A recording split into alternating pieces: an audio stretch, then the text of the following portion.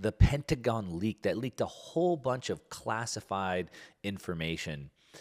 And we kind of talked about what that was, but more about what it's doing is that it continues to drive these countries apart, and it continues to, unfortunately, bring down America's competence. Not only do we have leaks that continually happen over and over and over, we have President Trump, we have President Biden, Vice President Pence, all being caught with having classified information at their homes or wherever they have it, unguarded. Stories of this are just kind of rampant, and it shows a couple things. One, I mean, if this is how they're handling the very most private and secret information, how do you think your own information is being safeguarded? And I'd say it's probably not. But this continues to just stoke the fires of this war, unfortunately.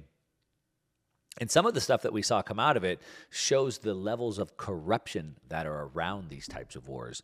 Julian Assange, who, again, he was behind WikiLeaks, which is one of the biggest data leaks in history as well, all about the Iraq war. He talked about the Afghanistan war as a way the elites were using. The Afghanistan war as a way to funnel money from the taxpayers and into their own pockets through a war. Right, that's what wars do. They get the insiders rich, and we saw information about that come out as well. The levels of corruption that were pretty crazy. I've talked about, and you might remember hearing about this Seymour Hersh in his article. He was talking about how.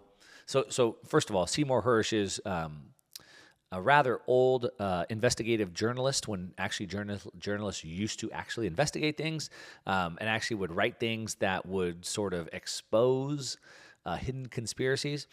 I believe he's a Pulitzer Prize winner. He's won many awards for his investigative journalism.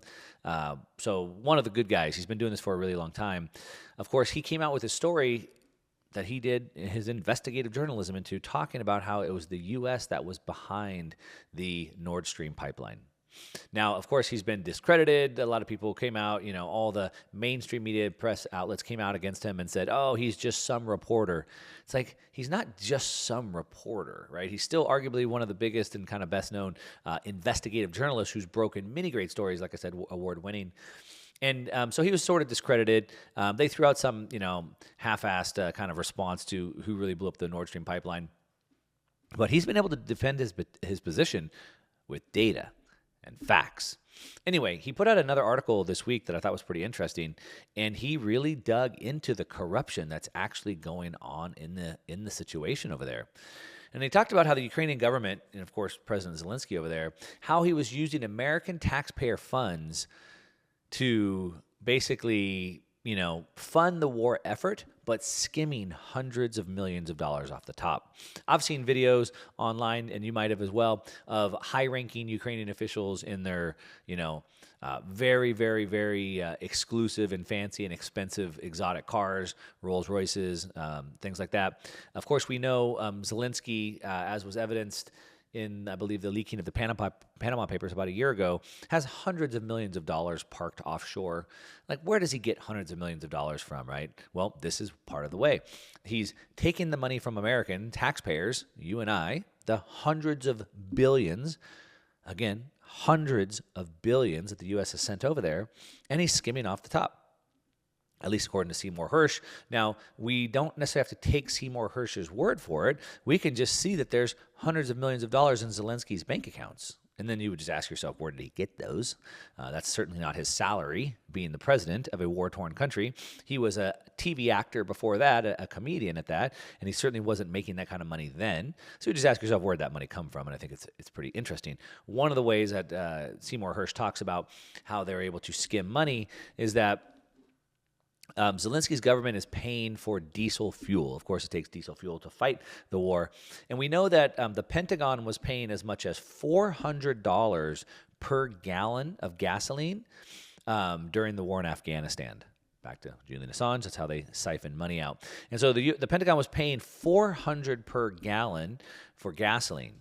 And then what we know is that Zelensky is also buying fuel, and so potentially the Pentagon is paying him up to $200, $300, $400 per gallon of gasoline there.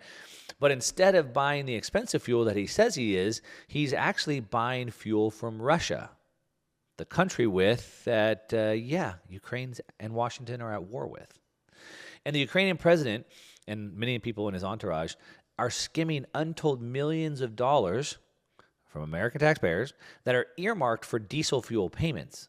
Now, he put in his article that an estimate by analysts from the Central Intelligence Agency, the CIA, estimate by the CIA put the embezzled funds at $400 million last year. $400 million. Another expert compared the level of corruption in Kyiv, in Ukraine, as approaching that of the Afghan war and said, quote, although there will be no professional audit, reports emerging from the Ukraine. Surprise, surprise. Of course there's no professional audits coming from the Ukraine. Just like there was no professional audits that came from the war in Afghanistan. $2 trillion was spent in Afghanistan. Now, when we give Afghanistan, we spend $2 trillion in Afghanistan, where does that money go? I mean, it's spent. It goes to somebody. You just got to follow the money. But, of course, there are no audits. Of course, we know the Pentagon has never passed an audit. The Pentagon can't pass an audit. And trillions and trillions and trillions, tens of trillions of dollars are just gone missing. And they're gone to people just like this, $400 million just last year. Now, it says many government ministries in Kyiv have been literally, quote, competing to set up front companies for export contracts for weapons and ammunition with private arms dealers around the world, all of which provide kickbacks. So that's how they do it, right? The money goes to somebody, but it goes to overpriced, overpaid contracts with massive amounts of kickbacks to come back to them. War's a racket. It says here, the issue of corruption was directly raised with Zelensky in a meeting last January in Kyiv with CIA Director William Burns. They said, the CIA director said, hey, we see what you're doing. We understand what you're doing. But what's interesting about this is he says, he told the Ukrainian President Zelinski, hey, I was told by the CIA, the intelligence official, that you've been getting money. And he was angry because, quote, he was taking a larger share of the skim money than was going to the generals, end quote. So according to the CIA, a meeting was done with the CIA Director William Burns, and he told the Ukrainian president, like, hey, we see that you're skimming money, but you're taking too much. You're supposed to give more of a kickback to the other generals, apparently. Burns, CIA Director William Burns, also presented Zelensky with a list of 35 generals and senior officials whose corruption was known to the CIA and others in the American government. Zelensky responded to the American pressure 10 days later by publicly dismissing 10 of the most ostentatious officials on the list and doing little else. So he got rid of 10 people that were bragging about the money. They were driving around in their new Mercedes. They were making them look bad. They got rid of them.